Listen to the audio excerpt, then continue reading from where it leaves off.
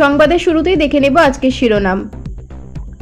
DPSC নেই, জেলাভিত্তিক মেধা যাচাই কিভাবে? প্রাথমিকে চাকরি বাতিল মামলায় উঠল প্রশ্ন। রান্নার গ্যাস 500 টাকায়, আরো 25 লাখ ভর্তুকিযুক্ত এলপিজি সংযোগের অনুমোদন কেন্দ্রের। অক্টোবরে কবে ব্যাংক অ্যাকাউন্টে ঢুকবে লক্ষ্মীর ভান্ডারের টাকা, জানালো নবান্ন। সিঙ্গাপুরের পর এবার গুয়াহাটিতেও হবে জুবিন গার্গের ময়নাতদন্ত। টেট উত্তীর্ণ না হলে পরীক্ষায় বসতে হবে প্রাথমিক শিক্ষকদের। সুপ্রিম কোর্ট নির্দেশের পর তৎপর পর্ষদ, তথ্য তলব জেলায় জেলায়।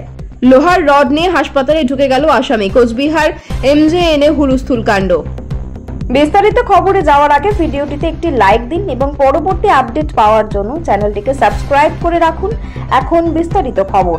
2016 সালের 32,000 প্রাথমিক শিক্ষকের চাকরি বাতিল সংক্রান্ত মামলা শুনানিতে ডিপিএসসির ভূমিকা নিয়ে প্রশ্ন উঠল। সোমবার মামলা শুনানিতে কলকাতা হাইকোর্ট এই প্রশ্ন তোলেন চাকরি প্রার্থীদের আইনজীবী বিকাশ রঞ্জন ভট্টাচার্য। এদিন শুনানিতে প্রাথমিক শিক্ষা পর্ষদের বিরুদ্ধে একগুচ্ছ অভিযোগ তোলেন চাকরি প্রার্থীদের আইনজীবী বিকাশ রঞ্জন ভট্টাচার্য, ফিরদৌস শামীম। আদালতে তারা বলেন, শিক্ষা ও স্বাস্থ্য ক্ষেত্রে দুর্নীতি হলে সমাজ ব্যবস্থাকে এই ভেঙে পড়ে। 2016 সালের প্রাথমিক শিক্ষক নিয়োগ দুর্নীতিতে সিবিআই তদন্ত হয়েছে। একাধিক আধিকারিক জেলে রয়েছেন। বেআইনি নিয়োগ নিয়ে আদালতের কোনো সহানুভূতি থাকলে হয় না, কারণ যে কোনো ধরনের অনিয়মে গণতান্ত্রিক ব্যবস্থার প্রতি মানুষের আস্থা চলে যায়। সুপ্রিম কোর্ট 2013 সালের একটা মামলার নির্দেশে এই কথা বলছে। 2016 সালের নিয়োগের সমস্ত রুলকে কার্যত বুড়ো আঙুল দেখিয়ে নিয়োগ প্রক্রিয়া রয়েছে দুর্নীতির কারণেই। প্রাথমিক শিক্ষা পর্ষদ কিভাবে দুর্নীতি করেছে সেই নিয়ে আইনজীবীরা আরো বলেন, 2016 সালে নিয়োগের জন্য জারি করা বিজ্ঞপ্তি থেকে দেখা যাচ্ছে 26 সেপ্টেম্বর 2016 এই বিজ্ঞপ্তিতে প্রশিক্ষণহীনদের কোনো ছাড় ছিল না। কেন্দ্রের থেকে যে অনুমতি নিয়েছিল রাজ্য, তাতে প্রশিক্ষণহীনদের ছাড় ছিল 31 মার্চ 2016 পর্যন্ত। তাহলে যারা নিয়োগ পেয়েছিলেন প্রশিক্ষণ ছাড়া, তাদের কথায় যথাযথ নয়। এতে রাজ্যের কি বক্তব্য? তারা বলছে তারা আইন সংশোধন করেছিল, কিন্তু যখন বিজ্ঞপ্তি জারি হয়েছিল তখন এই ছাড় ছিল না। ফলে যাদের প্রশিক্ষণ ছাড়া সুযোগ দেওয়া হয়েছে তাদের টাকার বিনিময়ে সুযোগ দেওয়া হয়েছে। 2025 সালের জুলাই পর্যন্ত সারা দেশে 10,33 লক্ষেরও বেশি PMUY সংযোগ ইস্যু করা হয়েছে, যা এটিকে বিশ্বব্যাপী বৃহত্তম পরিচ্ছন্ন জ্বালানি শক্তি উদ্যোগগুলির মধ্যে একটি করে তুলেছে। এবার আরও 2.5 মিলিয়ন বা 25 লক্ষ PMUY সংযোগ ইস্যু করার অনুমোদন দিল কেন্দ্রীয় সরকারের। ফলে PMUY সংযোগের মোট গ্রাহক সংখ্যা 105.8 মিলিয়ন বা 10,58 লক্ষে পৌঁছে যাবে। কেন্দ্রীয় সরকার 2025 থেকে 26 অর্থবর্ষে প্রধানমন্ত্রী উজ্জ্বলা যোজনার আওতায় 25 লক্ষ অতিরিক্ত রান্নার গ্যাসের সংযোগ দেওয়ার অনুমোদন দিয়েছে। এটি মহিলাদের ক্ষমতায়নের দিকে কেন্দ্রের একটি বড় পদক্ষেপ। কেন্দ্রীয় সরকার এই 25 লক্ষ সংযোগ দেওয়ার জন্য 676 কোটি টাকা ব্যয় অনুদান করেছে, যার মধ্যে রয়েছে প্রতি সংযোগে 2,050 টাকা, 25 লাখ ডিপোজিট মুক্ত সংযোগ দেওয়ার জন্য 512.5 কোটি টাকা, প্রতি 14.2 কেজি ডোমেস্টিক এলপিজি সিলিন্ডারে 300 টাকা ভর্তুকি দেওয়ার জন্য 160 কোটি টাকা এবং প্রকল্প ব্যবস্থাপনায় লেনদেন এবং SMS চার্জ, তথ্য সচেতনতা, যোগাযোগ কার্যক্রম এবং প্রশাসনিক ব্যয়ের জন্য 35 কোটি টাকা যুক্ত এলপিজি সংযোগের লক্ষ্যমাত্রা নির্ধারণ করে, যা 2019 সালের সেপ্টেম্বরে সম্পূর্ণ হয়। বাকি দরিদ্র পরিবারগুলিকে আওতায় আনার জন্য উজ্জ্বলা 2.0 আগস্ট 2021 সালে চালু করা হয়, যার লক্ষ্য ছিল 2022 সালের জানুয়ারির মধ্যে 1 কোটি অতিরিক্ত এলপিজি সংযোগ দেওয়া। 2022 সালের ডিসেম্বরে সম্পূর্ণ হয় এবং আরও 7.5 লক্ষ সংযোগের লক্ষ্যমাত্রা নির্ধারণ করে।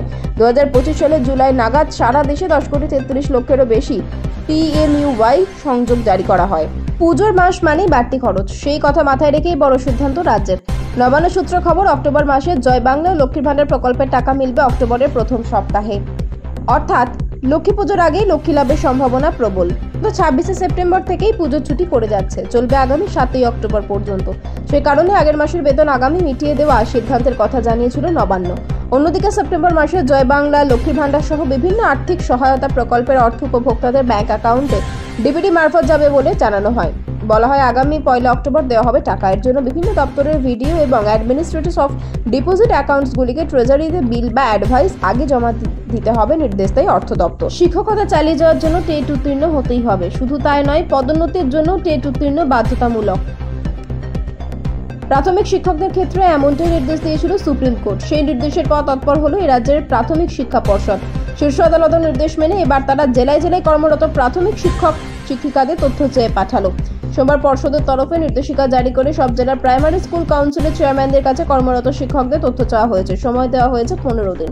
সেই সময়ের মধ্যে তথ্য জমা দিতে হবে পর্ষদের কাছে। কি তথ্য চাওয়া হয়েছে তা বিজ্ঞপ্তিতে জানানো হয়েছে। সংশ্লিষ্ট জেলায় কতজন শিক্ষককে টেট দিতে হবে, সংশ্লিষ্ট শিক্ষকদের মধ্যে কে কবে অবসর নেবেন, কবে চাকরিতে যোগ দিয়েছিলেন, এই সবকিছুই বিস্তারিত জানানোর নির্দেশ দেওয়া হয়েছে।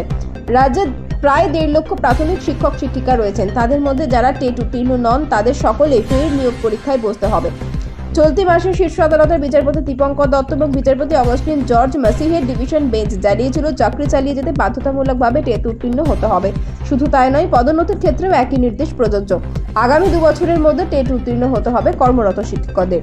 কোচবিহার জেএনএম মেডিকেল কলেজ ও হাসপাতালে ঘটে গেল এক চাঞ্চল্যকর ঘটনা। পুলিশের হেফাজতে থাকা এক আসামি হঠাৎ করেই বেপরোয়া হয়ে ওঠেন। হাতে থাকা লোহার রড নিয়ে তিনি ঢুকে পড়েন হাসপাতালের বাথরুমে। ভেতর থেকে দরজা বন্ধ করে দেন এবং আশেপাশের সবাইকে ভয় দেখাতে শুরু করেন। ঘটনায় মুহূর্তে আতঙ্ক ছড়িয়ে পড়ে হাসপাতাল চত্বরে। ধৃত ব্যক্তির নাম নবীন কাল্লু। তিনি তেলেঙ্গানার হায়দ্রাবাদের বাসিন্দা। রবিবার কোচবিহার শহরের রেলঘুমটি এলাকা থেকে তাকে গ্রেপ্তার করে পুলিশ। সূত্র মারফত জানা গেছে, ধৃতের বিরুদ্ধে একাধিক অভিযোগ রয়েছে। গ্রেপ্তারের পরদিন অর্থাৎ সোমবার বিকেলে শারীরিক পরীক্ষার জন্য তাকে এমজেএন মেডিকেল কলেজ হাসপাতালে আনা হয়। এখানেই সুযোগ বুঝে তিনি ওয়াশরুমে ঢুকে পড়েন। চোখে পড়ে তার হাতে ছিল একটি লোহার রড। সেটি উঁচিয়ে তিনি অন্যদের আতঙ্কিত করার চেষ্টা করতে থাকেন। ঘটনাস্থল মুহূর্তেই উত্তেজনা ছড়ায়। খবর পৌঁছয় প্রশাসনের শীর্ষ মহলে। দ্রুত হাসপাতালে পৌঁছে যান কোচবিহারের অতিরিক্ত পুলিশ সুপার কৃষ্ণ গোপাল মিনা এবং কোতোয়ালি থানার আইসি তপন পালের নেতৃত্বে বিশাল পুলিশ বাহিনী। দীর্ঘক্ষণ বোঝানোর চেষ্টা চলে, শেষে প্রায় জোর করেই পুলিশ তাকে বাথরুম থেকে বের করে নিয়ে যায়।